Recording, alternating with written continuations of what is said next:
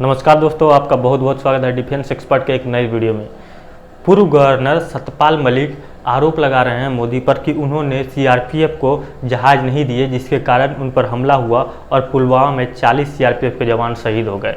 ये बहुत ही संगीन आरोप है और विपक्ष की मीडिया इसे बार बार उठा रहा है। विपक्ष के लोग इसे बार बार उठा रहे हैं और दिखाने की कोशिश कर रहे हैं, देखो ये हत्यारा है, इन्हें पैसे के लिए क्या किया, जीतने के लिए क्या क्या कर सकता है। तो उन सब चीज़ों पर आज गौरव आर्य सर बात कर रहे हैं और कैसे सत्यपाल मलिक की बखियाँ उधेड़ कर रख दी है इस वीडियो में और सच से सामना कराया कि किस तरह से सत्यपाल मलिक झूठ बोल रहा है। तो आइए इस वीडियो को देखते हैं। वीडियो में आगे बढ़ने से पहले चैनल को सब्सक्राइब कर लीजिए और बेल आइकन दबा लीजिए ताकि हमारी हर वीडियो की नोटिफिकेशन सबसे पहले आपको मिल सके।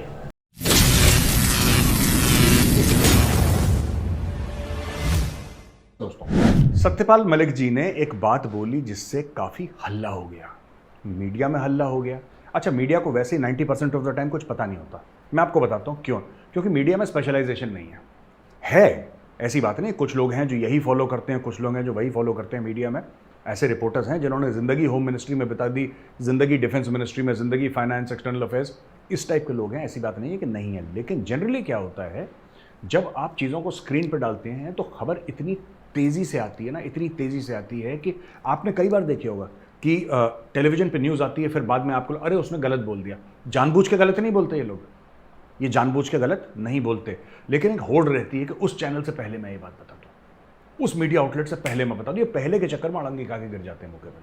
अच्छा, सत्यपाल मलिक जी ने क्या बोल दिया? सत्यपाल मलिक जी ने बोल दिया कि जब पुलवामा हुआ तो उसमें हमारी लापरवाही थी, और जब पुलवामा हो गया तो मुझे बोला मलिक साहब बोलना मत किसी को, ये चुपचाप दबा के रखना कि बात क्या थी, डोंट टेल एनीबॉडी। ये बात सत्यपाल मलिक साहब कहते हैं कि नरेंद्र मोदी जी ने भी बताई मुझे, और श्री अजीत डोभाल जी नेशनल सिक्योरिटी एडवाइजर, उन्होंने भी बात बताई। अब मैं आपको 2-3 बातें बताता हूं सत्यपाल मलिक जी के स्टेटमेंट के बारे में। कुछ बातें बड़ी, कुछ बातें छोटी, जिससे मैं ये प्रूव करूंगा, ये मैं साबित करूंगा। कुछ बातें बड़ी छोटी हैं, आप बोलेंगे मेजर साहब इसका क्या लेना देना, आप मुद्दे पे पूरा बताता हूं आपको खेल, ठीक है, ये पूरा गेम कैसे। सबसे पहले इन्होंने बोला कि ये हादसा हुआ, ये अटैक हुआ, Modi ji Jim Corbett park में थे उस वक्त और उनसे संपर्क नहीं किया जा सकता था। अच्छा, मैं 2 आपको बातें बताता हूं। Modi ji Jim Corbett park में थे, ये बात सच है, ये बात सच है, इस कोई डाउट नहीं कर सकता। लेकिन ये कहना कि फिर मोदी जी किसी ढाबे पे गए और लैंडलाइन से कॉल करा, मोदी जी ढाबे पे गए। मैं एक बात बताता हूं कि the prime minister of India is protected by the special protection group. जो एसपीजी है ना, एसपीजी स्पेशल प्रोटेक्शन ग्रुप के highly trend commandos Modi ji के साथ 24 घंटे रहते हैं। मनमोहन सिंह जी के साथ भी थे, उसके पहले जो भी था, मतलब Rajiv Gandhi and later, Rajiv Gandhi and later SPG ना हर एक प्राइम मिनिस्टर को प्रोटेक्ट करा है। अगर कल मोदी जी बोलें कि मैं माउंट एवरेस्ट की चोटी पे खड़ा हूं और यहां से जरा फोन लगाना, मुझे जो बाइडेन से बात करना है, एसपीजी वहां से कॉल लगाएगी। They are armed with satellite phones, right. देखो, मैं एक बात बताता हूं कि मैं मलिक साहब की बड़ी इज्जत करता हूं, हमारे बड़े हैं, गवर्नर रह चुके हैं, और सिर्फ जेएनके के नहीं, और कई स्टेट्स के भी गवर्नर रह चुके हैं। सर थोड़ी सी कम छोड़ते अगर आप, तो हमें अच्छा लगता, थोड़ी सी कम छोड़ते। ये कहना कि how can the prime minister of India be out of contact for a few hours, ऐसा हो ही नहीं सकता। ये बात मैं जानता हूं खुद कि एसपीजी वालों के पास सैटेलाइट फोन्स होते हैं। अरे प्राइम मिनिस्टर ऑफ इंडिया के पास तो अपनी खुद की सैटेलाइट्स हैं वहां पे, गवर्नमेंट ऑफ इंडिया की इन स्पेस कम्युनिकेशन सैटेलाइट्स हैं। आपको लगता है पीएम को इससे फर्क पड़ रहा हो? जिम कॉर्बेट में है, वो समुंदर के बीचों बीच हो, वहां से हिल से मुझे कॉल लगाओ, वहां से कॉल लगेगी। उनके साथ पूरा उनका ऑफिस चलता है and he is connected 24/7 high speed internet. आप जो बोलिए वहां पे है, जो बोलिए, आप जिस चीज की बात बोलिए दैट इज अवेलेबल। एम्बुलेंस से लेकर, ऑक्सीजन सिलेंडर से लेकर, डॉक्टर से लेकर, कमांडोज से लेकर, काउंटर असॉल्ट टीम से लेकर, आपके कम्युनिकेशन एक्सपर्ट से लेकर, जैमिंग से लेकर, जो रेडार की जैमिंग करते हैं, मैं दसियों चीज और गिना सकता हूं। ये कहना कि प्राइम मिनिस्टर मोदी के साथ बातचीत ही नहीं हो पाई और फिर एक ढाबे से जाके उन्होंने मुझे कॉल करा, ये बिल्कुल बेबुनियाद बात है और ये मैं मानने को तैयार ही नहीं हूं, क्योंकि मैं जानता हूं लोगों को एसपीजी में, ठीक है, मैं जानता हूं लोगों को एसपीजी में जिस लेवल की, he is one of the most protected people on earth. ये मैं मानने को तैयार ही नहीं है, बिल्कुल ये गैस है, ये हीलियम। ये मलिक साहब ने छोड़ दिया हवा में एक गुब्बारा, ठीक है, विद ऑल ड्यू रिस्पेक्ट। अच्छा, दूसरी चीज ये कहते थे कि ये अटैक इसलिए हुआ क्योंकि सीआरपीएफ ने 5 जहाज मांगे थे। सीआरपीएफ ने 5 जहाज मांगे थे और होम मिनिस्ट्री ने मना कर दिए। अगर सीआरपीएफ को ये 5 जहाज मिल जाते तो ये अटैक नहीं होता। अगर सीआरपीएफ को ये 5 जहाज मिल जाते तो ये अटैक नहीं होता, राइट? ये कहना है सत्यपाल मलिक जी का। एक तो ये आर्ग्यूमेंट ही बेबुनियाद है पूरी। फिर ये कहते हैं कि साहब अगर मुझसे मांगते तो मैं कहीं ना कहीं, सर आपके पास 5 बस नहीं है, आप 5 जहाज की बात कर रहे हो, ठीक है? इमोशनल होकर बातें करना और अपनी नेतागिरी चमकाना कि किसी तरीके से मुझे टिकट मिल जाए और मैं कुछ बन जाऊं, गवर्नर बनने के बाद भी उपराष्ट्रपति बन जाऊं, राष्ट्रपति बन जाऊं। सर ऐसे सत्ता की भूख में ये सब चीजें आप गलत बयान मत करिए। आप मोदी जी के खिलाफ बोलिए, ये आपका हक है, ठीक है, लेकिन आप साफ सफेद को काला, काले को सफेद कर रहे हैं। Come on. अब मैं कुछ सच्चाइयां बताता हूं कश्मीर के बारे में, क्योंकि आप सर गवर्नर रह चुके होंगे, लेफ्टिनेंट गवर्नर कश्मीर के, लेकिन आप कभी मिलिट्री कॉन्वॉय में ट्रैवल नहीं करें। वो मैं कर रहा हूं और मेरे साथ कई हजारों अफसर और कई लाखों जवान ट्रैवल करें, जेसीओ साहिबान ट्रैवल करें, और जो आप बता रहे हैं वो बिल्कुल झूठ है और बिल्कुल बेबुनियाद है। मैं आपको बताता हूं सच क्या है। आपने बोला साहब मुझसे जहाज मांग लेते तो मैं दे देता। अव्वल आपके पास कोई जहाजबाज नहीं है, ठीक है, ये बात आप क्लियर कर लीजिए कि आपके पास कोई जहाज नहीं है। मैं कहीं से भी, कहीं से क्या, आपका बॉस कौन था? Who was the boss of the lieutenant governor of JNK? Everybody knows it is the home minister of India, Amit Shah ji. He is your boss.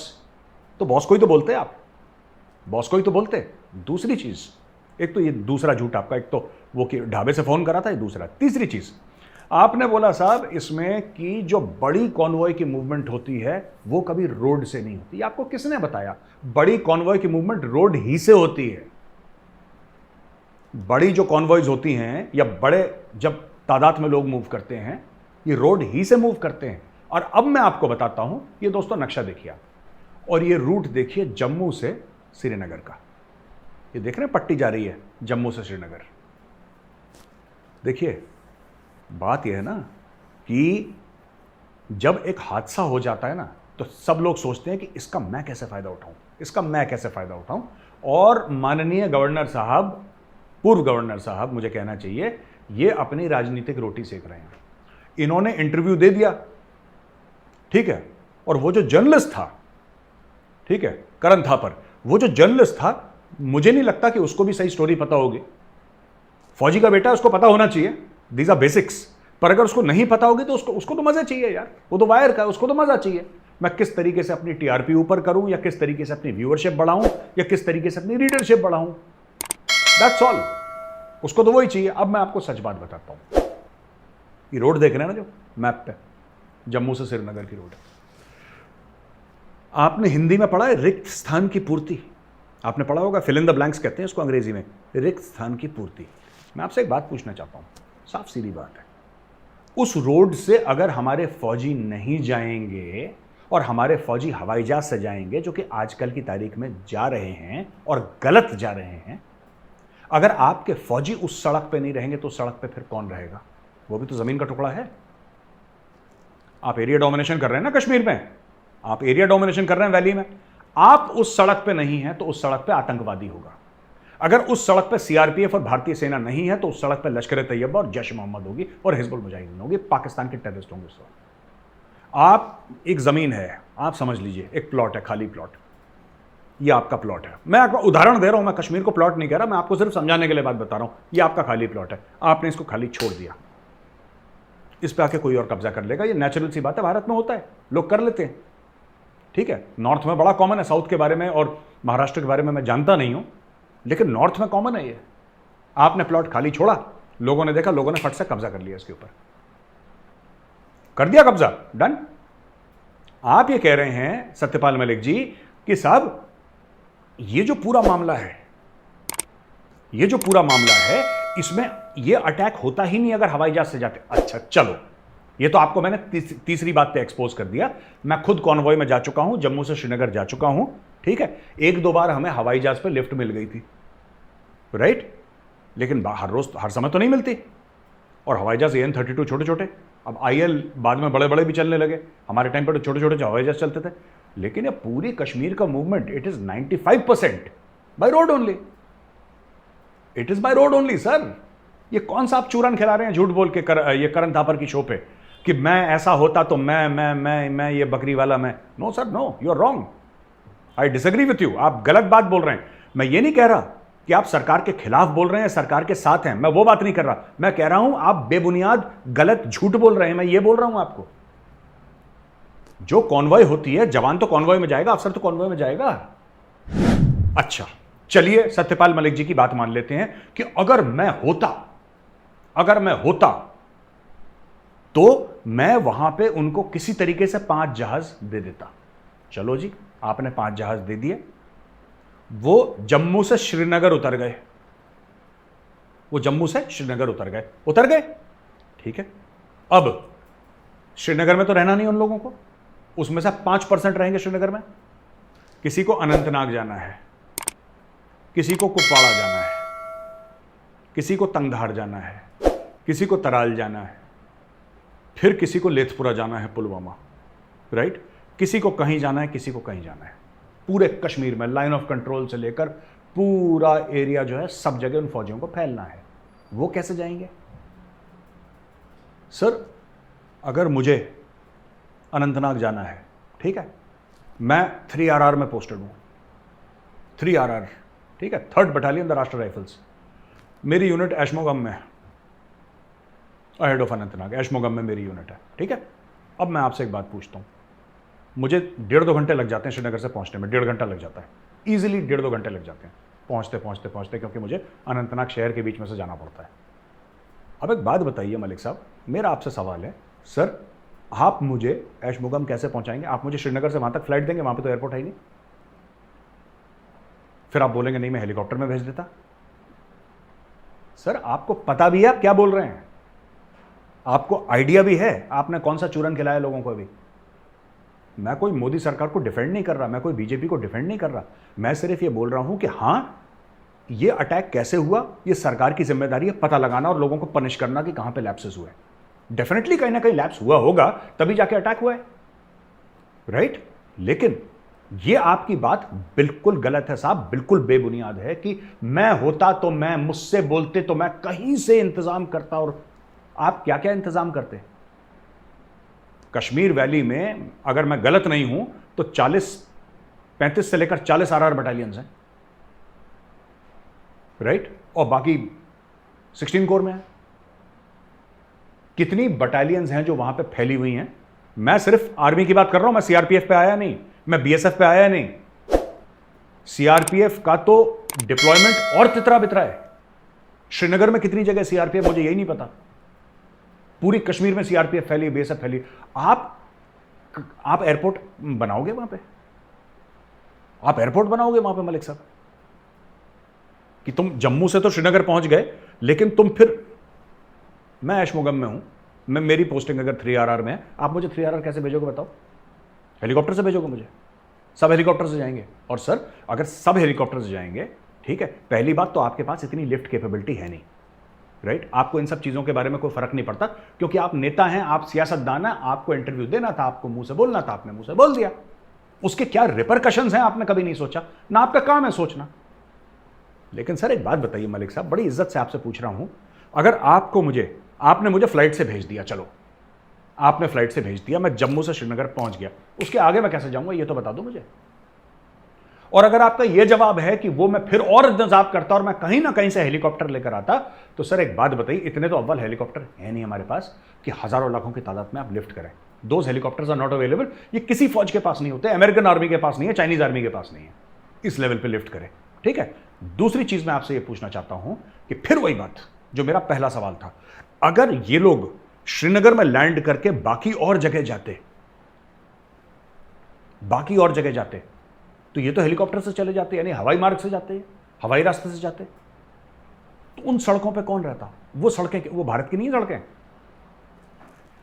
Sir Kashmir ऐसी जगह है, आप गवर्नर हो चुके होंगे कश्मीर के, लेकिन मैं एक बात बताऊं आपको, बड़े रिस्पॉन्सिबिलिटी के साथ बोल रहा हूं, आपको कश्मीर के बारे में कख नहीं पता। सर वो जो ग्राउंड है, उसको अगर हम ऑक्यूपाई नहीं करेंगे तो उसको टेररिस्ट ऑक्यूपाई करेगा। कई लोग ये पूछते हैं ना कि वहां पे कश्मीर में इतनी फौज क्यों लगी है, 150-200 टेररिस्ट हैं, फिर इतनी फौज क्यों? इतनी फौज इसलिए लगी है, you are also dominating ground. आप कई और काम कर रहे हैं वहां पे, आप 10 काम कर रहे हैं, उसमें से एक है यू आर डोमिनेटिंग। तो एओआर होता है, एरिया ऑफ रिस्पॉन्सिबिलिटी। अगर वहां पे सीआरपीएफ की एक यूनिट है, उसका एओआर है, एरिया ऑफ रिस्पॉन्सिबिलिटी है। आरआर बटालियन है, उसका एरिया ऑफ रिस्पॉन्सिबिलिटी, सबका अपना एरिया ऑफ रिस्पॉन्सिबिलिटी है, राइट? और वो अपने एरिया में सुख शांति बनाने के लिए वो उसका जो कमांडिंग ऑफिसर है, ही इज रिस्पॉन्सिबल। फिर ऊपर सेक्टर है जिसको ब्रिगेड कहते हैं, आरआर में उसको सेक्टर कहते हैं, ठीक है? उसके ऊपर फोर्स है, राइट? आपकी विक्टर फोर्स है, आपकी किलो फोर्स है, आपकी उधमपुर में यूनिफॉर्म फोर्स है, उधर आपकी रोमियो फोर्स है साउथ में, साउथ ऑफ पीर पंजाल में, आपकी डेल्टा फोर्स है डोडा के पास। ये सारे के सारे एक काउंटर इंसर्जेंसी, काउंटर टेररिज्म का एक वो बना, एक वेब बना है वहाँ पे। किस तरीके से आपने ऐसे ही बोल दिया हवा में, और करण थापर भी मजे ले रहा है वहाँ पे, क्योंकि उसको तो मजा आ रहा है कि आप कुछ। और यहाँ पे जो हमारे नेता हैं वो भी लग लिए, ओ भाई मजा आ गया, सरकार को जरा घेरो। तुम्हें नॉलेज है? पहले किसी फौजी से पूछ लो जिसने कश्मीर में, जम्मू में नौकरी करी हो, वो आपको बता देगा कॉन्वॉय कैसे चलती है। और ये जो गवर्नर साहब ने बात बोली है ना, बिल्कुल झूठ है, बिल्कुल बेबुनियाद है sir. And not that I disagree with you, इसमें अग्रीमेंट टू डिसएग्रीमेंट बात नहीं है, आपने पूरा ही भंड मार दिया इसमें, ठीक है? ये देखिए, CRPF people had asked for aircraft to ferry their people because such a large convoy generally doesn't travel by road. ये मलिक साहब ने बोला। मलिक साहब एक बात बताइए सर, छोटा मुंह बड़ी बात, आप मुझसे बहुत सीनियर हैं, बहुत बड़े आदमी हैं, आप कब एक कॉन्वॉय में बैठे सर? आपको पता है कॉन्वॉय का सी कहां पे होता है और वाई कहां पे होता है? आपको पता है सर? आप कभी चढ़े हैं किसी कॉन्वॉय पे? आपने कॉन्वॉय ड्यूटी करी है? आपको पता है सर कॉन्वॉय की स्पेलिंग क्या है? क्यों गलत बात बोल रहे हैं सर? क्यों फैक्चुअली इनकरेक्ट इंफॉर्मेशन दे रहे हैं? Large convoys always travel by road only, ठीक है? वो तो पुलवामा के बाद ये हो गया है कि जवान जो हैं वो एयरक्राफ्ट से जाएंगे, जम्मू तक एयरक्राफ्ट से जाएंगे, जो कि गलत है, जो कि गलत है। You need better drills. Yes, क्या पुलवामा में चूक हुई है? 100% हुई होगी, मैं कह रहा हूं 100% हुई होगी। कुछ ना कुछ तो हुआ है, क्या है मुझे नहीं पता, लेकिन कुछ ना कुछ तो हुआ है। लेकिन मुझे यह पता है कि अगर उस जमीन पे मैं और मेरा जवान नहीं चलेंगे तो उसी जमीन पे, उसी सड़क पे लश्कर वाला चलेगा। And you cannot allow that in Kashmir. ये देखिए, they asked me, I would have given them the aircraft. कैसे भी देता, कैसे भी देता। भाई साहब 5 बस नहीं है आपके पास, आप क्या मतलब अजीब सी बातें करते हैं। मैंने प्राइम मिनिस्टर से बोला कि ये हमारी गलती से हुआ है, अगर हम एयरक्राफ्ट दे देते तो ये नहीं होता। अच्छा जी, एक बात बताइए मलिक साहब, 26/11 हुआ था बंबई में, वो कौन से एयरक्राफ्ट की वजह से हुआ था? 1993 मुंबई बॉम्ब ब्लास्ट, वो कौन से एयरक्राफ्ट की वजह से हुआ था? ठीक है। पार्लियामेंट अटैक्स, वो कौन सी एयरक्राफ्ट से हुआ था? अक्षरधाम टेम्पल अटैक्स, वो कौन से एयरक्राफ्ट से हुआ था? पूरा कश्मीर में टेररिज्म, वो कौन से एयरक्राफ्ट से हुआ था? पूरी पंजाब का टेररिज्म, वो कौन से एयरक्राफ्ट से हुआ था? सर, एक कहावत है अंग्रेजी में, little knowledge is a dangerous thing. आपने बड़ी खतरनाक बात कर दी, क्योंकि आप में नॉलेज बहुत कम है। महामहिम राज्यपाल जी, ये मैं आपको कहना चाहता हूं sir, your knowledge is very less, बहुत कम नॉलेज है। और आपसे क्षमा मांगते हुए, आप मुझसे उम्र में बड़े हैं, बुजुर्ग हैं, मैं फिर भी आपसे कह रहा हूं, आपको कुछ नहीं पता कश्मीर के बारे में, आप लेफ्टिनेंट गवर्नर रह चुके होंगे। और एक और बात बताऊं सर, एक बात बताइएगा सच सच, सरकार ने आपको यह भी नहीं बताया ना कि 370-35 से हटाने वाली थी सरकार। You were the lieutenant governor of JNK and the home ministry did not tell you. Home ministry ने आप पे इतना भरोसा नहीं करा कि home ministry sitting lieutenant governor को यह बता दे कि कल परसों 370-35 से हटने वाला। कोर कमांडर को पता था, core commander new, you did not know. सोचिएगा कभी सर ऐसा क्यों होता है? सिर्फ बोलने से, बयानबाजी से कुछ नहीं होता। आपने ग्राउंड पे काम नहीं करा, और कश्मीरियों की आपसे कंप्लेंट भी थी। ये जो आज के गवर्नर है ना, मनोज सिन्हा साहब जाके 10 लोगों से मिलते हैं रोज, और कश्मीरियों का असली में जो उनका कंप्लेंट है वो है क्या, उनका रोना क्या है? यही तो है कि यार जो दिल्ली का नुमाइंदा बैठा है या हमारा नुमाइंदा बैठा है, कोई भी है, वो मिलता ही नहीं, बात ही नहीं करता। और आपके समय में सबसे ज्यादा यही कंप्लेंट थी sir. You never met people, you had blocked out everybody. आप राजभवन पे बैठते थे और वहां से आप ज्ञान देते थे सबको, और सरकार ने इसीलिए आपको 370-35 से जब हटा रहे थे आपको बताया भी नहीं। The core commander of JNK new this, you did not know this. अब पाकिस्तान इसमें कूद गया कि जो हम कह रहे थे हमारा जो बयानिया है, जो हम लोग पाकिस्तानी कह रहे थे, वो तो आपके गवर्नर ने कह दिया। अरे बेवकूफ़ों, इसीलिए मैं कहता हूं तुम्हारे देश में इतनी प्रॉब्लम क्यों है, वो मैं बोल नहीं सकता वो चीज़, कि तुम्हारा जो मेंटल लेवल है इतना ख़राब क्यों है, मैं वो बोल नहीं सकता। लोग फिर मुझे, मतलब मैं I will get into a problem. लेकिन there is a reason why generation after generation of Pakistanis ना, they don't have the ability to think. आप में थिंकर्स और इंटेलेक्चुअल्स बहुत कम है। अगर आपने गवर्नर साहब का पूरा इंटरव्यू सुना, तो गवर्नर साहब ने ये बोला इंटरव्यू में कि साहब मुझे बोला डोवाल साहब ने, मुझे बोला मोदी जी ने कि आप चुप रहो। आप लोग क्या कह रहे थे आज तक पाकिस्तानी, जो आज खुश हो रहे हैं? I am appalled at the lack of intellectual conversation in Pakistan. There is zero intellectual conversation. सब दिमाग से साफ, सब दिमाग से साफ, पता ही नहीं किसी को क्या हो रहा है। इसलिए मुल्क का इतना बुरा बेड़ा गर्क हो रखा है इनका। अब मैं बताता हूं, शुरू से इमरान खान भी यही बात कह रहा था। आपको याद है इमरान खान ने क्या बोला था? पुलवामा एक ऐसी चीज थी जो पाकिस्तान ने नहीं करी, वो भारत ने खुद पे कर दी। ये इमरान खान का बयान था। पुलवामा, इमरान खान ने बोला, एक फॉल्स फ्लैग ऑपरेशन था। पुलवामा का पाकिस्तान से तो कोई लेना देना ही नहीं था। इंडियन आर्मी ने खुद ही पे कर दिया, सीआरपीएफ ने खुद ही पे कर दिया। ये पाकिस्तानी आज तक कह रहे थे। क्या सत्यपाल मलिक जी ने यह बोला? नहीं, उन्होंने ये बोला कि मुझे बोला मुंह बंद रखो।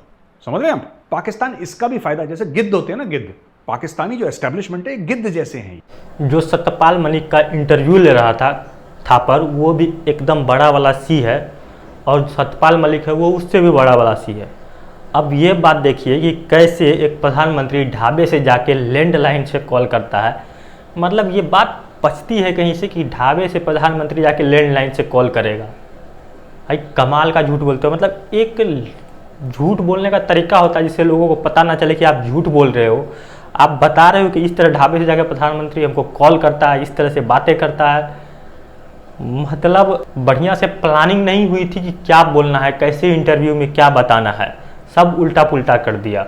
आप तो मेजर साहब को सुन रहे थे कि मेजर साहब ने क्या क्या कैसे कैसे होता है वो बता रहे थे। सत्यपाल मलिक को घ का घंटा नहीं पता है, लेकिन ये ज्ञान बहुत चीज़ों पे दे रहा है।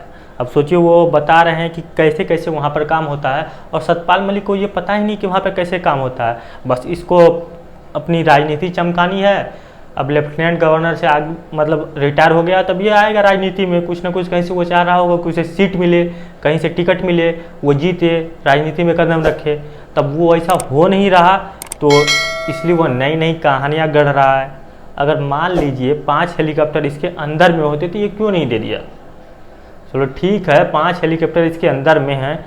ऐसे कौन सा गवर्नर है जिसके अंदर में भारत के हेलीकॉप्टर्स आते हों? मेजर साहब ने बताया कि 5 हेलीकॉप्टर कैसे इनके अंदर में आते हैं। जिसके पास 5 बसेस की सुविधा नहीं है, जो 5 बसेस प्रोवाइड नहीं कर सकता है, वो 5 हेलीकॉप्टर दे देता। कहाँ से ला के देता? जब मान लीजिए मोदी सरकार ने मना कर दिया कि नहीं हम हेलीकॉप्टर नहीं देंगे, 1 मिनट के लिए हेलीकॉप्टर नहीं देंगे, तो ये फिर किससे कहाँ से व्यवस्था करके ये आदमी, ये बंदा सत्यपाल मलिक हेलीकॉप्टर लाता और सीआरपीएफ को देता? अगर यही बात थी, जब आगे केंद्र सरकार ने ही मना कर दिया भाई मैं नहीं देने वाला, तो ये बंदा बोला मुझे पता होता तो मैं व्यवस्था कर देता। भाई कहाँ से व्यवस्था कर देता तुम, अगर तुम्हें पता भी है तो? जब केंद्र सरकार ही मना करा हुआ नहीं भाई ये चीज़ हम नहीं करने वाले, तो तुम्हारा बॉस जो है ही नहीं दे रहा है तुमको कुछ, या तुम पहले से उसने मना करके रखा है, तो तुम किससे लोगे? तो ये सब एक कहानी है, और मीडिया को कुछ न कुछ नया चाहिए होता है, और सरकार को घेरने के लिए विपक्ष को भी कुछ मुद्दा चाहिए होता है। जब इस तरह की बातें आती है तो सरकार को घेरने का प्रयास कर, अरे अरे देखो वो मोदी के हाथ सीआरपीएफ के खून से रंगे हैं, इस तरह के बातें की जाएगी, देखो मोदी के कारण 40 सीआरपीएफ मारे गए, इस तरह से लोग बात कर रहे हैं, वो भी एक झूठे आरोप में। क्योंकि जिस तरह से गौरव आर्य सर ने एक्सपोज किया और बताया कि क्या प्रोसीजर है, कैसे फॉलो होता है, अगर आप हवाई मार्ग से जाएंगे तो ज़मीन पे कौन रहेगा? चलिए आप हर जगह हवाई मार्ग से जा नहीं सकते, तो आपको ज़मीन से ट्रेवल करना पड़ेगा। और उन्होंने गिनाए 26/11 क्या हवाई मार्ग के मतलब बिना हेलीकॉप्टर के हमला हुआ था, मुंबई बॉम्ब ब्लास्ट, और बहुत सारे जगह कश्मीर में इस तरह की हमलाएँ होती रहती है। आपने देखा होगा कि किस तरह से आतंकवादी टेररिस्ट हमला करते हैं। तो क्या हर हमले में हेलीकॉप्टर दोषी है? तो इस तरह से कहीं ना कहीं ये दिखता है सत्यपाल मलिक राजनीति में घुसना चाहता है, उससे प्रेरित होकर सरकार के खिलाफ बयान देना चाहता है। भाई अगर तुम्हें सरकार ने बोला कि तुम्हें नहीं बोलना है तो तुम पुलवामा के इतने दिन बाद तुम ये बात क्यों बोल रहे हो? अगर तुम इतने अच्छे थे तो उसी टाइम में बोल दिया रहती कि सरकार मेरे साथ ऐसे कर रही है मीडिया में आके। नहीं, वो 2-3 साल के बाद तुम्हें वो बात पता नहीं कि सरकार ने हमें मना किया था। मतलब सरकार से तुमने घूस भी लिया होगा, इसके बदले कुछ तो एवज में मिला होगा, तभी तो तुम सरकार के बारे में नहीं बोल रहे थे। लेकिन आज जैसे ही मान लीजिए आपका किसी चीज़ पर डील हुई होगी कि नहीं इतना हमें मिलना चाहिए, अगर उतना नहीं मिल रहा है तब आप मुँह खोल रहे हो। बात तो यही भी कहीं कहीं जांच का विषय है ना। और जिस तरह से ये बंदा बोल रहा है और ऐसे ऐसे पत्रकार को इंटरव्यू दे रहा है, उससे कहीं ना पता चलता है कि ये बंदा बिल्कुल झूठ बोल रहा है। बाकी आप क्या सोचते हैं इन मुद्दों पर? अगर आपकी कोई राय या कोई विचार है तो आप कमेंट के जरिए हमें दे सकते हैं। अगर ये वीडियो आपको पसंद आए तो वीडियो को लाइक कीजिए, अपने दोस्तों के साथ शेयर कीजिए। अगर आप हमारे चैनल पर नए हैं तो चैनल को सब्सक्राइब कर लीजिए और बेल आइकन दबा लीजिए ताकि हमारी हर वीडियो की नोटिफिकेशन सबसे पहले आपको मिल सके। ये वीडियो देखने के लिए आपका बहुत बहुत धन्यवाद। मिलते हैं डिफेंस एक्सपर्ट के किसी अन्य वीडियो में, तब तक के लिए जय हिंद।